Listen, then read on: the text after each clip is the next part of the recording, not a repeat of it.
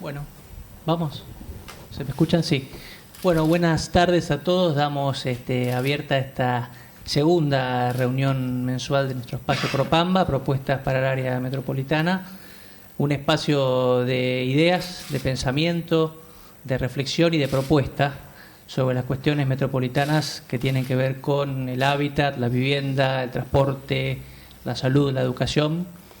En el día de hoy, bueno, agradecer sobre todo al espacio de la Biblioteca Nacional, saludar la presencia del doctor Mariano Recalde, presidente de nuestra recuperada Aerolíneas Argentinas y candidato del espacio Frente para la Victoria a jefe de gobierno de nuestra ciudad.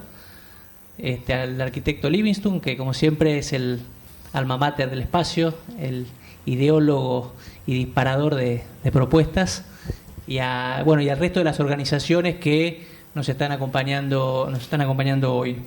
Un poco presentar el tema y los expositores brevemente para darle después la palabra a la arquitecta Carvajal. Hoy queríamos abordar el tema de la gentrificación, ¿no? Esta palabra bastante por ahí extraña en un primer momento a nuestro lenguaje cotidiano, pero que tiene que ver básicamente con la cuestión del cambio social negativo en nuestros barrios. Esta cuestión de la elitización o de la mejora en términos inmobiliarios de un barrio popular que trae como consecuencia negativa el desplazamiento y la marginalidad de sus ciudadanos o habitantes originarios. Esto lo estamos viendo mucho en la ciudad latinoamericana y particularmente en Buenos Aires, sobre todo en los barrios del sur, algunos barrios del sur, caso de La Boca, Barracas, San Telmo también un poco, aunque eso es un poco más histórico. Un poco para darle ya la palabra a Liliana Carvajal, que la presento aquí a mi izquierda. Ella es arquitecta, ella integró el equipo de la Defensoría del Pueblo de la Ciudad Autónoma en el área de villas y asentamientos, ¿es así? Un rato nada más. Bueno, y posgrado en gestión del territorio, urbano, infraestructura y ambiente de la Universidad Oberta, que entiendo que es abierta, de Cataluña, España, que bueno, nos va un poco a comentar sobre este proceso estratégico, es decir, pensar de qué manera la resistencia, la lucha y la reapropiación del espacio urbano son posibles como alternativa a este mecanismo, a este proceso neoliberal de la gentrificación de los barrios. Bueno, a ver, ¿se escucha así? ¿Sí? ¿Se escucha bien? Bueno, hola a todos. Para mí es un gusto enorme estar aquí. Y a modo de presentación, un poco agregando a lo que contaba Mariano, yo en realidad soy arquitecta, pero trabajo básicamente hace más de 10 años en temas de conflictos sociales urbanos. Y en ese marco, ese posgrado con Jordi Borja complementaba un poco la cuestión del urbanismo en sí, ¿no? Y sobre todo la gestión de la ciudad y el territorio. Y en esa línea, digamos que la imagen que están viendo, de alguna manera es una toma de posición, ¿no? O sea, esto es pensar la gestión de conflictos o pensar la gestión del territorio, no para callar o diluir las voces, las demandas sociales. Es como mantener el statu quo, cada uno en su lugar geográfico, social, simbólico, sino tratar de abrir espacios en los que efectivamente estas demandas se puedan formular y desde ahí poder elaborar en conjunto respuestas o como se dice, un nuevo orden de las palabras y las cosas. Esto es una sociedad, ciudad pluralista, abierta, equitativa e integrada. Dicho esto, y para tomar uno de los títulos de la convocatoria, el año pasado estuve en un congreso en Cartagena de Indias y justamente en una entrevista sobre el tema de la gentrificación, este chico me decía, bueno, toda esta bahía que ahora eran hoteles de alto estándar. Bueno, antes vivía gente, ¿no? Y se tuvieron que ir, ¿no? Y esta es la evolución de la ciudad. Bueno, ¿qué pasa con esto o qué se hace con esto? Yo le decía, mira, la verdad es que yo esté aquí es parte del mismo proceso, ¿no? O sea, no en clave del turismo global, pero sí en clave de la industria de los congresos. Entonces, lo primero que podemos hacer es asumir que todos somos parte de esa dinámica y que el problema es que la globalización es asimétrica. Esto es, algunos entran desde el costado de los que les va bien y otros desde los que les va mal.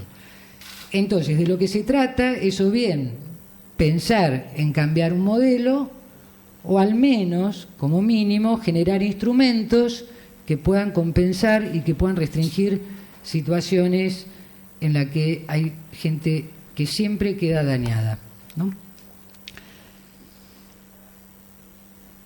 Y esto es lo que hoy Harvey resume llamando el capitalismo por desposesión. A ver si... que se da en todos los estratos, ¿no? Digamos, cuando comentaba Mariano de los barrios, digo, bueno, sí, pero esto pasa en todos los estratos sociales y pasa en todo el territorio. El cartel, no sé si se ve, dice, se vende rancho, lote y local, ¿no?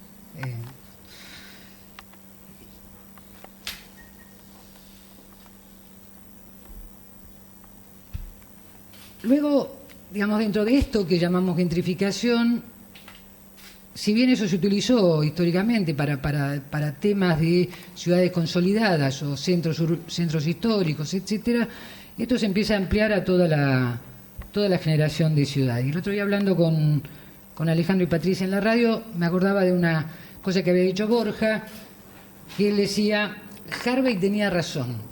Harvey es un geógrafo, urbanista. Harvey tenía razón.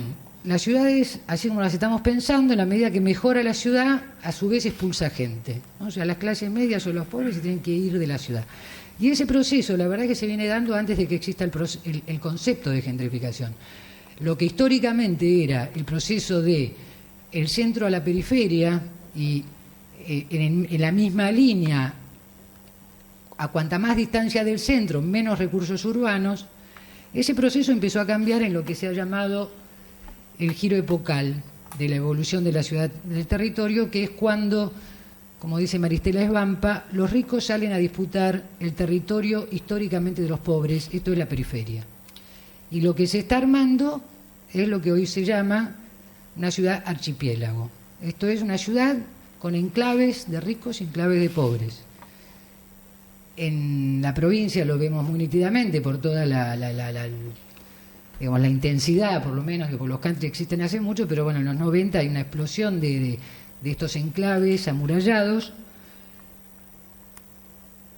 que también producen procesos de gentrificación, y luego ese mismo proceso se empieza a dar en el interior de la ciudad, ¿no? Y empezó con las torres country, siguió con fragmentos urbanos como Puerto Madero, otros no tan planificados como puede ser los Palermos, ¿no? Digo, y también produce procesos de gentrificación, no solo de los que viven, digo, en todo caso, el que tenía una propiedad, por lo menos se le revaluó la propiedad, pero el inquilino ya no puede pagar el alquiler. Y después hay un montón de otros actores de la ciudad que la gente tal vez no los toma tan en cuenta, pero que efectivamente los Palermos se organizaron sobre la base de expulsar primero a las trabajadoras sexuales, después a los pobres de la bodega Giol, después a los pobres del inquilinato, después, ¿no? O sea, y lo fueron como limpiando, digamos, ¿no? Para el criterio del proceso del capitalismo. Y esto es una dinámica, yo diría, casi implacable, ¿no? Y lo que se ha dado, digamos, es una profundización de la exclusión social y espacial, o por lo menos la fragmentación ya casi absoluta. En contextos como los de la área metropolitana de Buenos Aires, donde la desigualdad es intensa y persistente, hemos perdido aquello que al menos, no sé si era cierto, pero por lo menos no lo podíamos creer, que era que éramos una sociedad de una clase media muy extensa y que aquel que no estaba todavía en la clase media iba a poder acceder, ¿no? Por lo menos en el imaginario eso estaba. Y esto me parece que es lo que se interrumpe. Cuando yo era chiquita las villas se llamaban villas de emergencia. Hace mucho que perdimos el término emergencia, ¿no? La villa de emergencia era un lugar de paso, un lugar de llegada a la ciudad hasta poder organizar algo que fuera poder acceder a un hábitat digno. Después, hoy ya quedaron simplemente como las villas y celebramos algo que uno debería discutirlo un poco más, que es qué quiere decir urbanizar las villas, ¿no? Otra cuestión que abandonamos es alguna idea de que el déficit habitacional era un desafío posible, o al menos me acuerdo por décadas que se planteaba el déficit y hipotéticos planes de vivienda que iban a ir achicando el déficit para que en algún momento pudiéramos todos tener una vivienda digna. Cuando fue los episodios del Indoamericano, yo escuché a la vicejefa de gobierno que daba un número de viviendas que hacían por año, que haciendo una cuenta rápida daba unos 100 años para compensar el déficit. O sea, evidentemente la idea del déficit ya no es un problema, lo hemos abandonado y así seguimos. Ahora, ese proceso también se empieza a dar, el proceso de gentrificación, en las propias villas, ¿no? Ya las villas tampoco son un crecimiento de la ciudad informal que no es ni espontáneo ni es anárquico como pensábamos que funcionaba. Está muy regulado, está muy supervisado y hay un mercado informal de alquileres que somete a gente que llega a la villa a una situación que en algún momento se va a quedar afuera. Si la villa pone en luz, aumenta el alquiler. Si llegan a poner cloaca, más. Y así sucesivamente. Entonces, definitivamente lo que tenemos es una expulsión de las villas permanente. Y entonces, si la villa miseria era el lugar a donde llegaban los que quedaban fuera del sistema y tal vez se podían recomponer hasta volver a integrarse, hoy ya tenemos una especie de segunda generación de expulsión, que es la expulsión desde adentro de la villa. Y eso fue el Indoamericano, ¿no? Alguien lo llamó la revolución de los inquilinos. Y efectivamente, o bien porque sube el alquiler, o bien porque hay alguna expectativa de titularización de tierras, que lo que sucede efectivamente es que el rentista lo saca fuera al inquilino para que no quede inscripto en esa fórmula maldita que se llama censo, y me parece que es la fórmula maldita del olvido, ¿no? Porque el censo es como había un actor social en Jujuy que una vez nos decía, ¿cuántas veces van a pesar al chico? ¿No? Porque cortamos la ruta, se establece una negociación, viene la trabajadora social, el equipo médico, todo, pesan al chico. Ahora, las soluciones no llegan nunca. Entonces, esa imagen de cuántas veces vamos a pesar al chico, yo pregunto cuántas veces vamos a hacer el censo, ¿no? Siempre se hace un nuevo censo, hay más gente en las villas de Buenos Aires, que es lo que más conozco. Entonces digo esto, ¿no? Es como un cierre de algo que tiene que ser la apertura, o sea, tiene que ser el inicio del censo, para pensar una política pública alrededor de esa situación. Sin embargo, es lo que cierra la protesta, ¿no? Y esto entonces requiere de pensar en términos bastante más generales, y podemos ver varias imágenes. Esto es un monumento a la memoria de Medellín. Y encontramos un montón de síntomas de lo que está pasando en la ciudad. Digo, la exclusión, el desamparo, los que nos faltan, las muertes. Esto es un cuadro de Botero y es muy interesante porque creo que en la historia de la pintura es la primera vez que aparece la situación de una matanza donde no está el ejecutor, ¿no? Y es un cambio de época. Es decir, la violencia en Colombia puede venir de cualquier lado.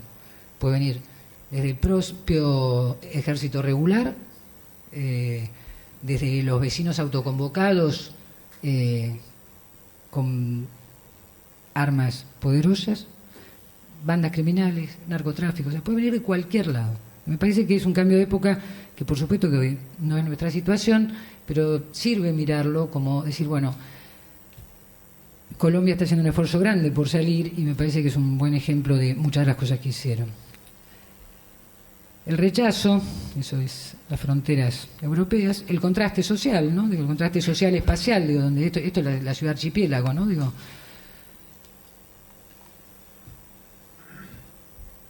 la indiferencia, ¿no? Digo, una sociedad que pasa todos los días por la autopista y después se queja de cosas que uno diría parecen casi frívolas o da casi vergüenza, ¿no? La expulsión, esto fue la autopista 3. Hasta que, como dice Ana Esther Ceseña, una mujer que trabaja sobre los movimientos sociales, no los movimientos de resistencia solamente, sino los movimientos de emancipación, ¿no? Dice, bueno, hasta que llega el momento del ya basta, ¿no? Y una sociedad que estalla. Esto es Brasil y uno diría, la verdad que uno lamenta que haya pasado lo que pasó en el Mundial.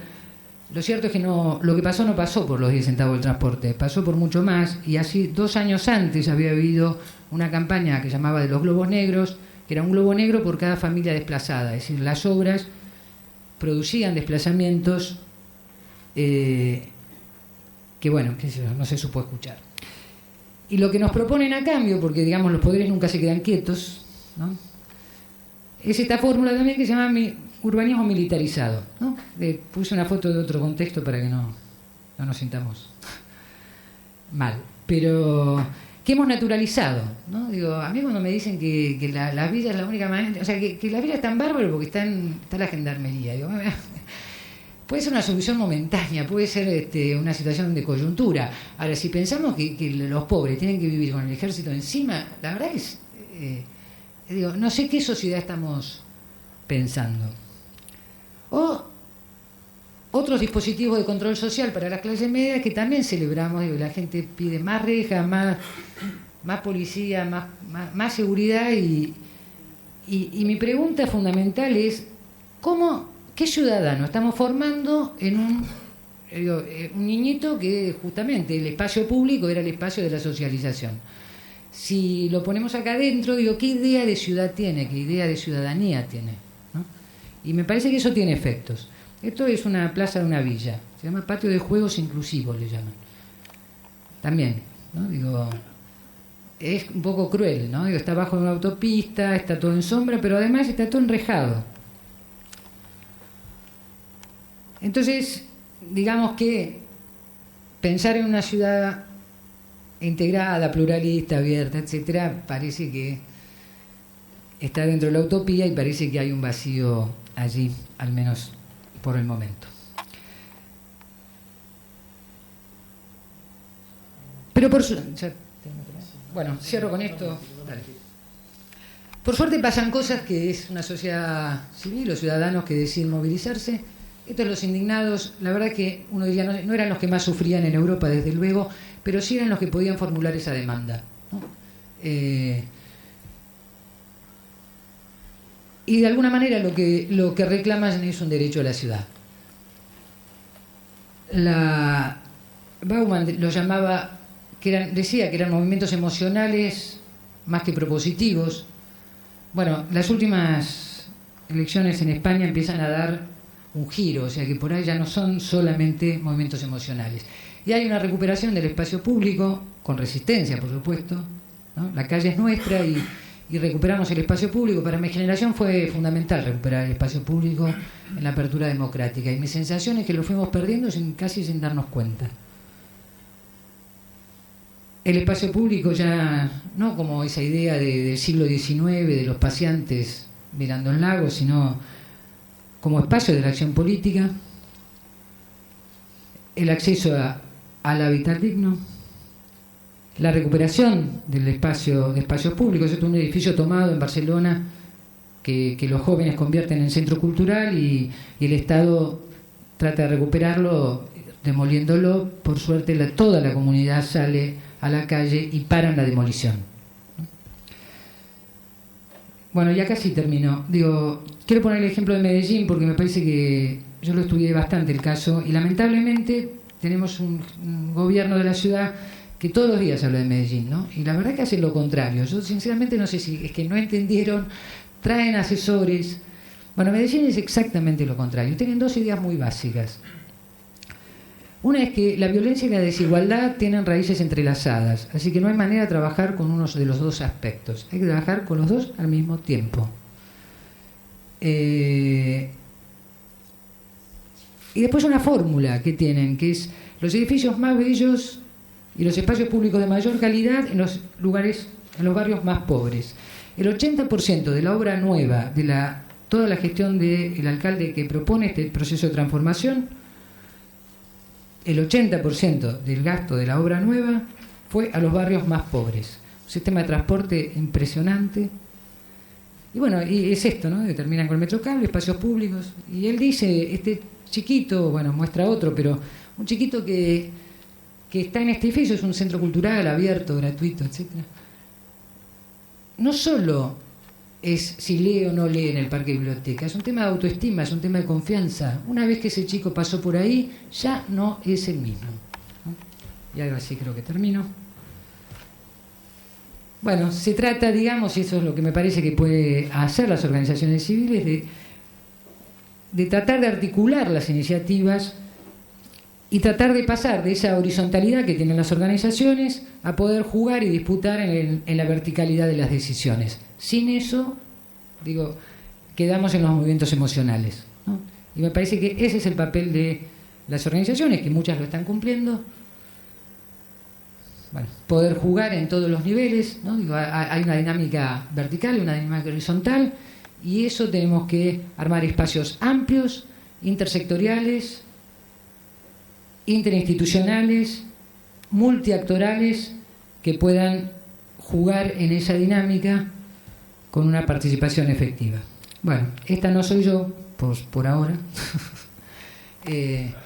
pero nos lo mandó una amiga española después de las elecciones de este fin de semana y me pareció que es un buen cierre. Es decir, bueno, lo que no podemos perder es ese sueño de la utopía y de poder pensar en una ciudad pluralista, equitativa, integrada. Es esto.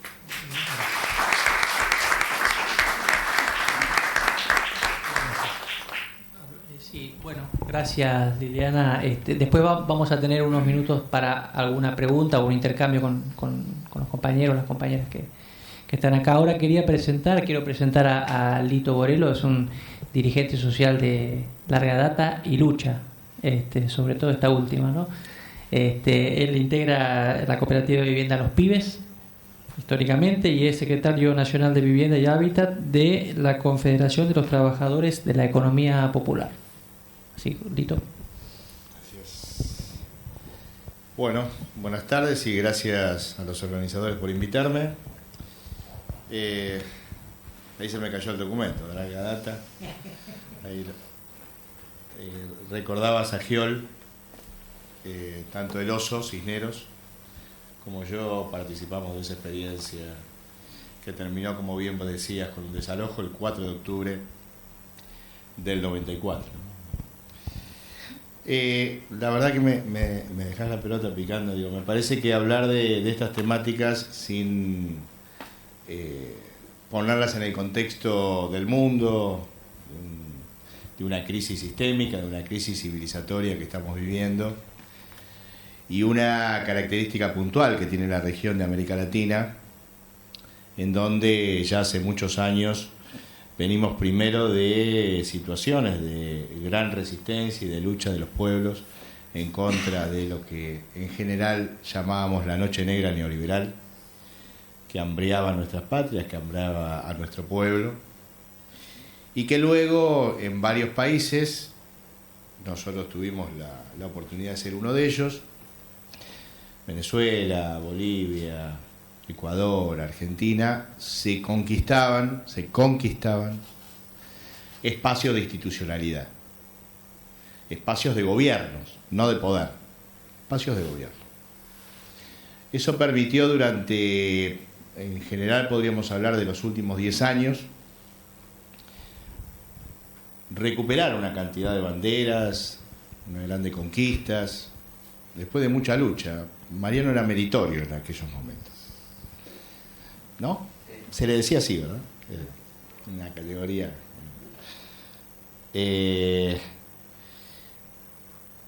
Pero la verdad que aún, y después de 10 años de muchas conquistas en toda la región, lo cierto es que los cambios estructurales no se lograron hacer. Lo cierto es que más allá de los avances en el marco de lo político, muy buenos, que nos crean condiciones, la América Latina sigue siendo la zona más desigual del planeta. Y la vivienda y el hábitat, en una concepción más general, sigue siendo una de las radiografías más claras de la desigualdad. De un sistema capitalista que sigue concentrando poder y economía y que, yo la aprendí hace poquito la palabra esta, gentrificación, la practiqué. No quería pasar vergüenza, entonces la practiqué, digo, va a quedar feo, gentrificación. Nosotros la llamábamos hace algunos años expulsión del sujeto social no deseado. Empíricamente, digamos, sentíamos el pie y decíamos, expulsión del sujeto social no deseado. O por lo menos nosotros lo entendíamos. Pues, y la verdad que casi más que una interpretación académica, lo que era el padecimiento cotidiano, a base de represiones, a base de incendios, a base de distintas cosas, eso se iba notando. La ciudad en particular, esto no es solamente de la ciudad, pero la ciudad en particular hace alrededor de 50 años no aumenta de su población. Sin embargo, los índices de la desigualdad siguen creciendo. Los índices de la cantidad de gente que tiene problemáticas de vivienda sigue creciendo. La gente que vive en villas sigue creciendo. Sin embargo, no hemos superado los 3 millones en la ciudad más rica de la Argentina, pero la ciudad más desigual de la Argentina, en donde las asimetrías entre los que tienen y los que no tienen se marcan más fuerte. A veces charlábamos, ¿no? Es decir, qué difícil para un pibe de La Boca, que está pegado a Puerto Madero, no construir bronca. Es muy difícil. Es muy difícil caminarse unas cuadras para ir a los parques que están ahí al borde de Puerto Madero, ver ese mundo irreal, construcciones y construcciones que están habitadas en no más de un 30%, están casi todas deshabitadas, y no generar bronca. Es muy difícil una paz en una democracia armónica con estos niveles de desigualdad. Les va a afectar a todos, digamos, no es una cuestión que solamente afecta a los sectores más castigados. La verdad que la ciudad ha sabido construir políticas en esto de que el sujeto constituyente no solamente es un beneficiario, sino también es un articulador y un constructor de política pública. La Ciudad de Buenos Aires cuenta con la Ley 341. Después Martita, una compañera de la cooperativa, les va a repartir unos libros de la cooperativa que se terminó hace poquito, el 22 de marzo. En el año 2000 se conquista una ley que es la 341, que es copia de la mejor experiencia latinoamericana, que son la de los uruguayos, la de la FUDBAN, la Federación Uruguaya de Cooperativas de Vivienda por Ayuda Mutua. En Uruguay, estando tan cerca, se conoce poco esa experiencia. Alguien se habrá encargado de que la conozcamos poco, porque hace 44 años construyen por autogestión. 44 años. Son la experiencia más extendida en América Latina y la que ha sido de alguna manera modelo en el entramado latinoamericano, que es la SELVIP, la Secretaría Latinoamericana de Vivienda Popular. Han construido más de 25.000 unidades habitacionales, lo que si traspolamos en un país de 3 millones, y estaríamos hablando de muchas acá. Nosotros la 341 la copiamos de ellos. La creamos en un momento particular, en donde Josami era director del IBC, en ese momento se llamaba CMB, y permitió justamente en aquellos años, en el año 2000, que las organizaciones, aparte de tener el título de beneficiario, e ir con la cabeza gacha, casi con culpa de ser pobre, fuimos capaces de construir esta ley, con la particularidad que Josami le dio lugar. Esta ley sigue existiendo, tiene vigencia. Nosotros construimos 33 departamentos de 3 y 4 ambientes, 4 pisos, 3 ascensores, obra nueva, obra tradicional, no es el modelo M2, obra tradicional, a 70 metros del riachuelo. Por lo tanto, digo eso porque los arquitectos lo sabrán, hay un montón de plata bajo la tierra que no se ve, pero que hay que ponerla porque hay un curso de agua muy cerca. A 420.000 pesos el crédito. Terminamos hace muy poquito. Todavía no nos dejan terminar porque tienen miedo de que la mostremos. Nosotros la estamos mostrando igual. Porque en realidad lo que demuestra es que se terminó el debate. Si yo muestro que hay un edificio de esa característica que está habitado, lo pueden ir a conocer, está muy cerquita, en La Boca. Que se puede construir con un gobierno en contra durante 10 años, por 420.000 pesos, departamento de 3 y 4 ambientes, hagan el cálculo cuánto es eso en metro cuadrado, debemos estar en un 40% de lo que el mercado dice que te vende un metro cuadrado, ¿no? Más o menos. Y son compañeros que no es autoconstrucción, es autogestión. Pero vuelvo a la temática de que eso se logró con lo que termina. Sin lucha no hay victoria. Con la participación del sujeto constituyente. Difícilmente, inclusive Mariano, si llega a ser jefe de gobierno, pueda desde ese lugar, solamente desde ese lugar, si no hay un pueblo organizado, si no hay un sujeto constituyente capaz de ir contra el poder fáctico que decide todos los días, difícilmente los poderes constituidos puedan embestir a los poderosos y a los intereses que están del otro lado. Por eso hay un momento difícil, porque después de estos 10 años hay una contraofensiva que intenta recomponer su poder, que intenta venir por una restauración conservadora, que intenta hacer retroceder las conquistas de estos años y fundamentalmente lo que intenta detener es que se consolide el proceso de transformación. Si no vamos a cambios estructurales, el poder sigue teniendo en el mundo, en la región y por supuesto también en nuestro país la condición de hacernos retroceder. Ni ahí para atrás ni para tomar impulso, ni para tomar impulso. Pero estamos preocupados porque también creemos en esto. Creemos que nuestro rol, los movimientos, no son solamente los organizadores de la administración del asistencialismo, ni solamente los organizadores de la protesta como nos tocó ser en los 90. Claramente, Linares decía en la última asunción, la democracia fósil. Claramente, la democracia representativa como tal, la cual la conocemos, está agotada. Es la democracia de ellos. No se asuste, no estoy diciendo salgamos a los tiros, no se asuste. Estoy simplemente hablando de que sin participación y protagonismo, sin una fuerte compenetración entre el poder constituido y el poder constituyente, no vamos a ser capaces de profundizar el camino que hasta acá se hizo. Falta muchísimo. Falta muchísimo. Falta ir hacia los cambios estructurales. Pero eso implica tener claridad de cómo conseguimos poder constituido, pero también implica que no hay forma de resolver la temática de la vivienda popular sin poder popular. La CETEP dice, sin poder popular no hay justicia social. Parece una consigna y parece vacía porque parece muy consignista y nada más. Pero lo que quiere decir es esto. Si no empoderamos a nuestros pueblos, el poder real, el poder fáctico decide todos los días. Y si tiene que comprar un juez, lo compra. O un fiscal, lo compra. O la policía, o la gendarmería. ¿Me fui mucho ya? Lo compra. Por lo tanto, acá hay una ley vigente. Podríamos decir, no hace falta que venga algún arquitecto, algún profesional de la materia. La ley está en la 341. ¿Qué hizo Macri? La desfinanció. Y consecuentemente, año tras año, ha tirado para atrás el presupuesto dedicado a la vivienda.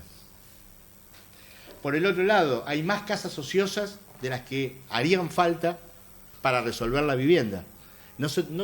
Ni siquiera se tendría que construir. hay más casas ociosas que las que hacen falta. Y hay leyes vigentes. Es decir, que es muy difícil hablar del sexo de los ángeles no teniendo en cuenta que es imposible desgajar la lucha reivindicativa de la lucha política. No quiero herir susceptibilidades, no me refiero a qué partido, no, digo, pero que es imposible imaginar que podemos ir contra un sistema que claramente está pensado, y un Estado que también está, el flaco decía, está pensado para que todo se trabe, es un Estado viejo, es un Estado donde aún, compañeros, moverse adentro de ese Estado es difícil, porque está pensado para eso. Y a esas transformaciones no vamos a llegar si no hay capacidad de movilización, capacidad de empoderamiento, capacidad de construir masa crítica capaz de ir contra esos poderes. Inclusive esto que acá se decía, el caos es parte de la doctrina del bloque de poder. Es una nueva manera. Nosotros hablábamos en el 2007 del PACO.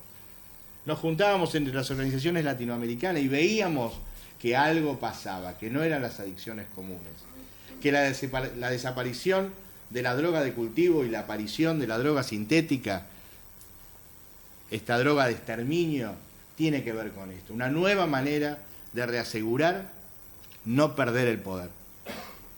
Y este desastre que tenemos es planificado, es absolutamente planificado. Es más, está escrito, uno puede indagar en esto. ¿Cómo se llama el Google? Google. Ahora te metes en eso y también lo escriben. Es doctrina. Por lo tanto, nosotros creemos que desde la CETEP armamos una Secretaría de Vivienda y Hábitat y lo que proponemos es la nacionalización de la 341, porque la ley de autogestión puede dar salida en todo el país. Lo mismo que generalizar la 14449, que es la de acceso al hábitat en la provincia de Buenos Aires, que lo que constituye es un consejo de organizaciones. Y que si bien todavía es consultivo, porque no se animan del todo, porque si no somos monos con la baja, incluya al sujeto constituyente a la hora de decidir y construir, no solamente de controlar, de decidir política pública. Nunca mejor que los propios para intervenir en cada una de las temáticas. Gracias.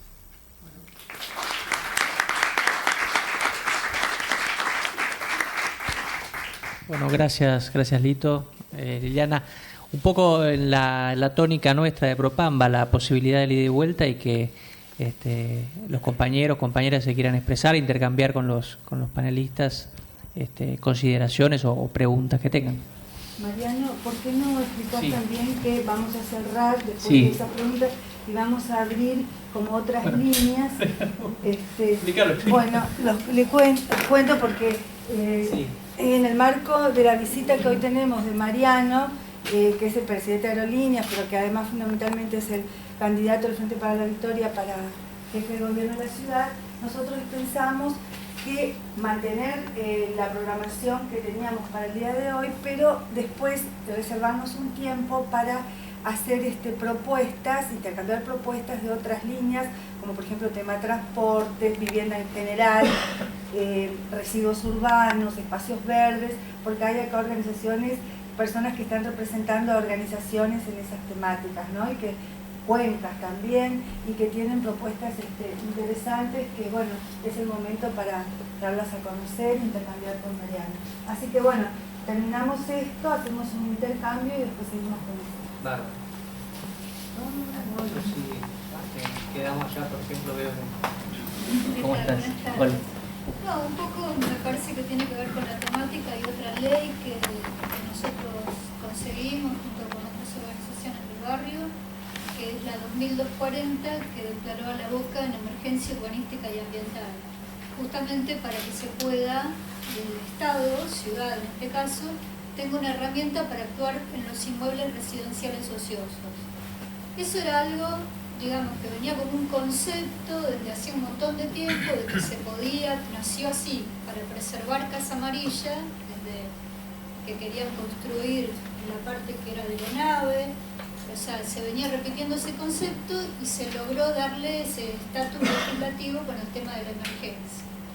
porque bueno, es un barrio todavía donde hay muchísimos inmuebles residenciales ociosos y inmuebles con un alto grado de degradación. Con lo cual, bueno, el Estado puede trabajar sobre los que son propios, como hay también muchos inmuebles que son de la ciudad por la asociación Belsich y otros que están en juicio por impuestos y estas cosas. Y bueno, se logró esa ley, se tuvo un primer programa para actuar dentro de lo que era la parte de mayor emergencia, que es el entorno de la Plaza Solís, y cuando asumió Macri, ese primer programa, por supuesto que ni lo ejecutaron, ni volvieron a convocar a la unidad ejecutora de Perú a la Boca para seguir trabajando en otras áreas del barrio en recomponentes. También, bueno, en otro momento circuló lo que nosotros hablábamos que se desprendía del censo del 2010, de que hay 347.000 inmuebles ociosos en la ciudad y hay, digamos, 3 veces menos de gente que los necesita si se divide en 3, justamente. Con lo cual, bueno, hay un reclamo, hay maneras tal vez de que desde la política, con una decisión política, se trabaje sobre los inmuebles residenciales ociosos de verdad. Digamos, en algún momento Cabandier presentó un proyecto también que no tuvo ningún plafón en la legislatura y bueno, me parece que esas son las clases de políticas de vivienda que hay que tener para preservar lo poco que queda de espacios capaces de convertirse en espacios verdes urbanos que hacen falta en la ciudad y recalificar la ciudad y que la gente realmente tenga el derecho a la ciudad incorporándose como vecinos y no como parte de guetos, como complejos habitacionales o villas miserias como siguen creciendo en todos lados. Así que más allá de las propuestas y las cosas que se puedan hacer desde el llano y con participación, me parece que hay un tema de decisión política y esa decisión política tiene que abarcar a distintos partidos, porque tiene un límite la participación. El límite está ahí, la propuesta. Son los ejecutivos los que tienen que hacerse cargo de poner y de implementar esas cosas. Así que bueno, nada más.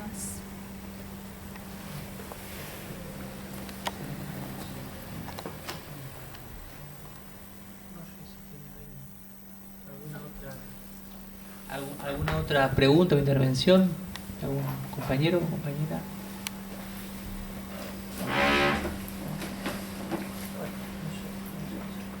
Bueno, pasamos a la segunda parte. Si a ustedes les parece, hacemos como un intercambio y invitamos a Rodolfo y a Mariano, Rodolfo Linton, que ya todos los conocemos acá, y a Mariano también, que todos conocemos, a que se acerquen compartan acá la mesa y vamos a hacer un intercambio. Lo que primero, la mecánica sería esta. 5 temas que venimos trabajando desde la formación de Propamba: transporte, residuos urbanos, vivienda, espacios verdes o espacios públicos y ríos y cuencas. Nosotros como espacio, como Propamba, tenemos una serie de propuestas que en realidad han sido elaboradas en todas estas reuniones que tuvimos y todos somos parte, es un cerebro colectivo el que ha producido estas propuestas que hoy te las entregamos, ¿no? Y pues, vamos a ampliar un poquito acá. Rodolfo, está viniendo un compañero que por la cuestión del tránsito está como enredado en una galleta. Yo también voy a contar un poquito. Y después tenemos a compañeros de las distintas temáticas como cuencas, mencionaba recién, a Silvana Canciani y a Manzana 66, Alberto Aguilera, de Espacios Verdes y Espacios Públicos, que ellos traen un documento además que ha sido elaborado en lo que se llama Queremos Buenos Aires, que es un espacio amplio de asociaciones también muy parecido a lo que somos nosotros, donde integran asociaciones, distintas representaciones sociales y civiles, y lo que nosotros estamos generando con esta movida es convertirnos, digamos, como decía recién Lito, en sujetos militando la ciudad, sujetos ciudadanos, y llevamos adelante la bandera de los reclamos de todas estas problemáticas urbanas, ¿no? Y a partir de este lugar es que elaboramos estas propuestas. Ellos, la gente de Espacios Verdes, tienen un documento que también te van a entregar y que se ha elaborado con varias organizaciones, ¿no? Bueno, entonces empecemos porque si no, no nos va a alcanzar el tiempo, Rodolfo. Hacemos un intercambio. Gracias, muchas gracias. Y sigamos.